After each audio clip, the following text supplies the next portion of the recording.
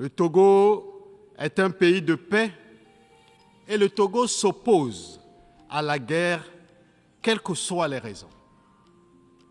Depuis notre indépendance, le 27 avril 1960, jamais le Togo a fait la guerre à ses voisins.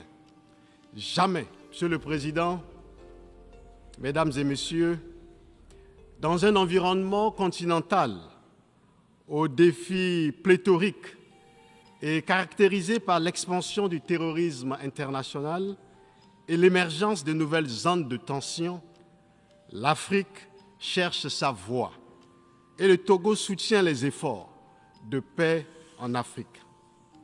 Le terrorisme et l'instabilité en Afrique est un problème de sécurité internationale et ils doivent être traités comme tels par les Nations Unies.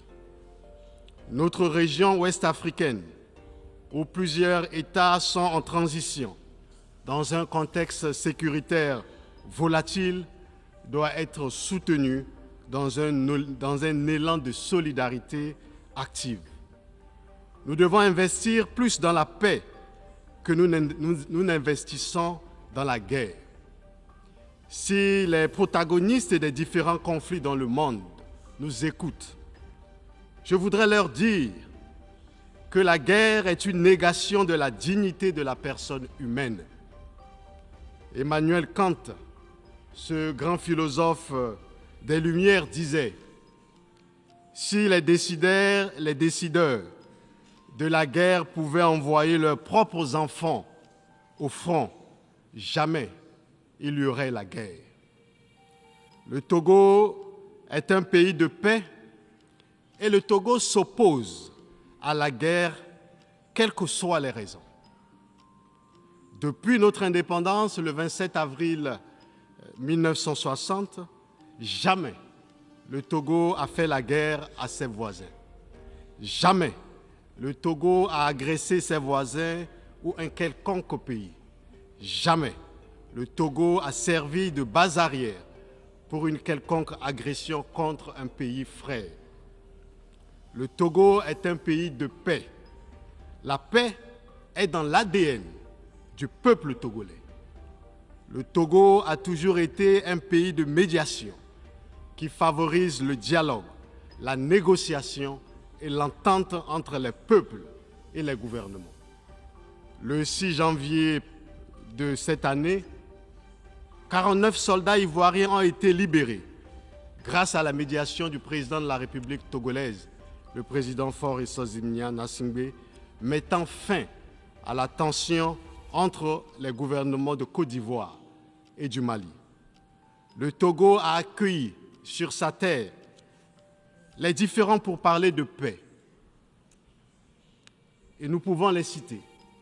Nous avions le Tchad dans les années 1982, la Sierra Leone en 1991, le Libéria en guerre en 1991, la Côte d'Ivoire dans les années 2000, etc., etc. Nous appelons à la désescalade et à la cessation des hostilités dans les différents foyers de tension dans le monde et en particulier en Afrique de l'Ouest.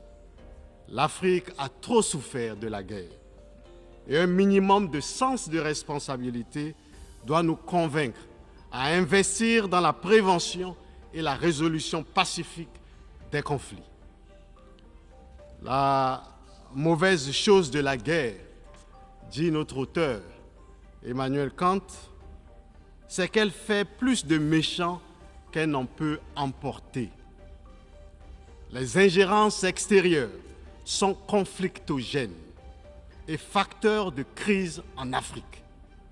Elles complexifient généralement la recherche de solutions à nos crises et fragilisent les initiatives des solutions africaines aux crises africaines. Elles ne sont plus les bienvenues dans une Afrique qui a conscience de ses problèmes de paix, de sécurité et de développement. L'Afrique ne veut plus des ingérences extérieures. L'Afrique veut rester elle-même et maître de son destin. Monsieur le Président, Mesdames et Messieurs, Sur le continent africain, depuis quelques mois, le Soudan, pays frère, est affecté par un conflit armé qui suscite beaucoup d'inquiétudes.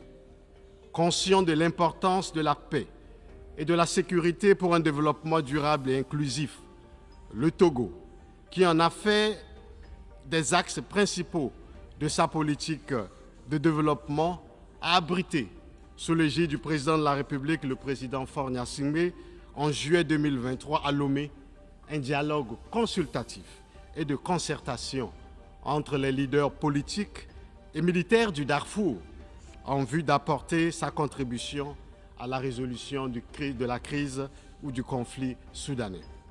Ces consultations ont permis d'obtenir un compromis pour mettre fin aux violences et créer un couloir humanitaire, afin de parvenir à une pleine exécution des engagements pris à Lomé pour ainsi soulager la souffrance des populations civiles. Nous exhortons les parties soudanaises au conflit à privilégier la voie du dialogue et la concertation pour un règlement rapide des différends dans l'intérêt supérieur du Soudan. Nous avons l'espoir que la démarche togolaise, qui vient en appui à d'autres initiatives, contribuera à mettre un terme à ce conflit qui, curieusement, ne bénéficie pas de l'attention dont elle devrait faire l'objet de la part de la communauté internationale. Ces derniers temps sont tout aussi marqués en Afrique, de l'Ouest et du Sahel, par des dévolutions inconstitutionnelles du pouvoir, avec l'instauration des régimes de transition dont la réapparition, au-delà des interrogations qu'elles suscitent, nous font l'obligation de repenser nos systèmes de gouvernance.